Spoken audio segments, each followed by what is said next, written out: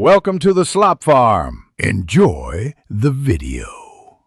In this video, I will explain how to use sensors in brick rigs. First, open the editor and select the Logic tab to find various sensor options. Sensors are crucial for creating dynamic and interactive builds, allowing your creations to react to their surroundings. They act as the eyes and ears of your brick-built machines, enabling everything from simple door automation to intricate robotic movements. To place a sensor, simply select it from the Logic menu and click on any brick in your creation. Proximity sensors detect objects within a small radius, while distance sensors measure the exact distance to the nearest object. Touch sensors activate upon physical contact. Experiment with different types to see how they fit your design needs.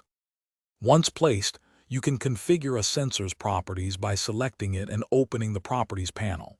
Here, you can modify its detection range, angle of effect, and even its output signal strength. For example, a distance sensor can be set to trigger at a specific distance, perhaps 5 meters, sending a signal to open a door or activate an engine. Sensors open up a world of possibilities.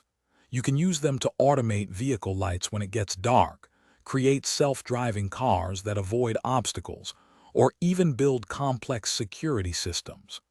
Try combining a proximity sensor with a timer to create a delayed action. The key is to experiment and see how sensors can bring your brick rigs creations to life. Thanks for watching. Consider subscribing if we helped you today.